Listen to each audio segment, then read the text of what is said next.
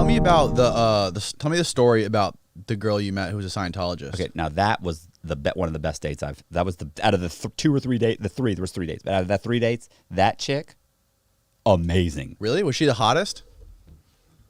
Yeah, but I don't think that had anything to do with it. Really? Yeah. She was hot. I mean, like, extremely. Like, usually you get there and you're like, oh, man, you gave me glamour shot pictures. You really picked the best pictures of you.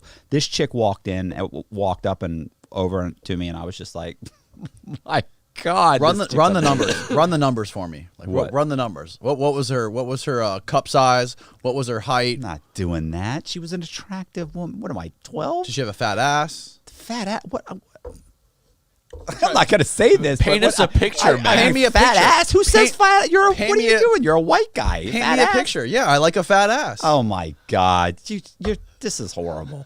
You're a horrible individual. Matt, this is what we do. This is what we like. Listen, she was extremely attractive. I don't know what's happening here. Put your phone down. Oh, it's Mike Hudson. That's great. Put your phone down. The doctor threw $100. The doctor. Yeah, but not to me. He threw it to Danny.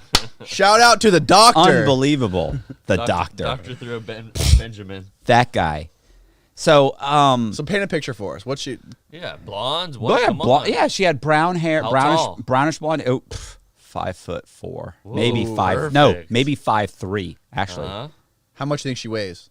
oh, 110 pounds. Okay. Maybe max 115. What are the breasts? Double Ds? Big fake double Ds or little ant A's, bites. B's, Listen, medium, she small. had plenty. She was very Plenty. attractive. Plenty's She was. What does that mean? Plenty. Plenty. That She was sounds like a average. C. She's average. Okay. I'm good with average. Not big- I don't not- I don't want to date a freak show. Okay, not I giant wanna have melons. Triple D's No, with I'm a with big you. old ass. I'm and with you on that. A big No, fat not ass. interested. I like Big fat- little. I'm not- I no. like little tiny natural ones. Right. That's all I need. Yeah. I'm good. Yeah. I don't need something ridiculous. Same. So, okay. So, yeah. So anyway, How old was she? I want to say she's in her. Oh, I think she was like 41, 42 years old. Actually, I think she was. So let's say 40. Okay. She had her shit together. Scientologists, they have their shit together. Of course. Yeah, she was sharp as a tack. And we sat down, we started talking, and this is what was so funny was I had mentioned during our texts, she had said, you seem great, you seem this. I said, yeah, well, it's not all it cuts out. It sounds, I said, trust me, there's an issue. And she's like, well, what's the issue? I said, I'll mention it to you when we meet in person. So we talked for about 2 hours. Like we had dinner and about an hour and a half into it, let's say. Hour and a half into it, maybe 2 hours. She says, you seem so funny and great. Like we were having a great time. And she said, well, what's the issue? And I went, What's the catch here, Cox? I said, all right, here's the catch. And I explained, like, here's what's going on. Boom, boom, boom. I go through the whole on the run, in cars. I knocked it. I did it in 30 minutes. I go, I'm going to give you the 30-minute version because the 2-hour version will freak you out. I said, I'm going to go with 30 minutes here. And she goes, okay. She goes, I'm ready. I said, okay. So I tell her the 30-minute version. Boom. Give her the 30-minute version. And at the end of it, she goes, look, I'm not going to lie. She said, that gives me pause. She said, but, I mentioned to you that I'm a Scientologist. Some people have issues with that. She said, I told you that up front, because I wanted you to know that. She said, but that's a big one. I said, it is a big one. And she goes, let me think about it. She said, but I think I'm going to be okay with it. She goes, but let me think about it. She goes, I have to kind of pass it by. She had to consult with Xenu. She had basically had to talk to, she didn't say, in my opinion, she made it sound like she had to pass it by someone, right? Mm-hmm. Yeah, she had to talk to Xenu, the galactic overlord. I don't know who that is. So L. Ron Hubbard. I understand the mocking. But the point is that we talked. Listen, we talked for actually for another 2 hours and change. So about 30 minutes later, we're talking, and I remember at one point she stopped and she just leaned in and she goes, "Do you feel the chemistry between us?" And I go, "Yeah." It's like, that's nuts, right? And she goes, "It is. It's crazy." She's like, "I never feel this way." She goes, "And I feel this. This is great chemistry." And I go, "Right?" So Then this goes on. We end up going into the bar. We sit in the bar. We talk for another hour in the bar, and we're leaning in and talking. And finally, she says, "Listen," she goes, "I have to go." Are you guys drinking at the bar? Matt doesn't drink. I know you don't drink, but did she drink? I think she had like a what? Because she found me interesting. No, because she's a Scientologist. I'm interested to see if Scientologists drink. I don't know if she drank or not. She might have had a glass of wine. I don't recall her drinking, to be honest. But whatever. I'm into the details, Matt. It's okay. Okay, so we went to the bar. We sat down. I had a Diet Coke. I don't know what she had. So we were talking, but I mean, literally like another hour or so into that conversation, she ends up saying, she goes, "Look," she goes, "it's late. I'm going to have to go." She goes, and honestly, she said, the chemistry between us is so overwhelming. She goes, I feel like we're going to, she goes, "I'm going to kiss you here." She goes, "if I don't leave soon." Damn. And I was like, well, you have to understand too, we've got the masks. She goes to the church. She can't go to the church if she's had like contact with me, right?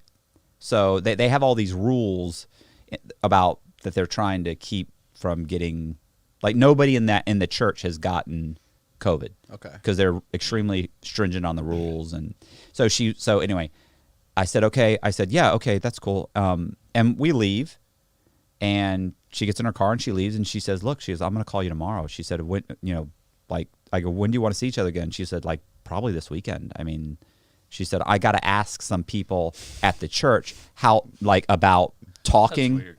Was it, you know what I'm saying? Like talking, like how, like actually being with you, like connecting with you. Like I need to find out exactly what the rules are, like how close I can get to you, the whole thing. She said, "I need to find out exactly what those rules are." She said, "But yeah, probably like this weekend." She goes, I definitely want to see you again." I said, "Okay, cool."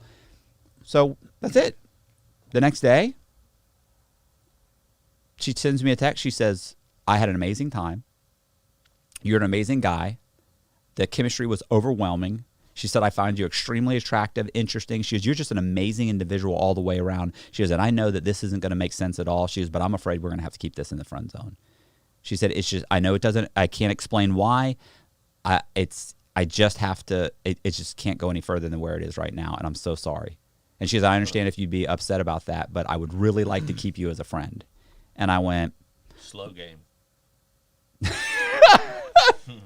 so I said, let me explain something. My personal, philosophy on having hot female friends is that there's just nothing more useless in the world than having a hot chick as a friend. Because while they think you're building a friendship, I'm thinking, how am I going to fuck this chick? Mm-hmm. So I said, it's absolutely useless for you to be a friend. I said, but if you're serious about it, I'll make an attempt to be friends. However, if it's the kind of friend that sends me 3 texts a week to say, "Hey, what's up?" and I say, "Oh, everything's good," and that's it. I said, I got enough of those useless friends already. I said, now, if you want to actually be a friend, that? yeah, of course. Why? What do I care? This chick's done.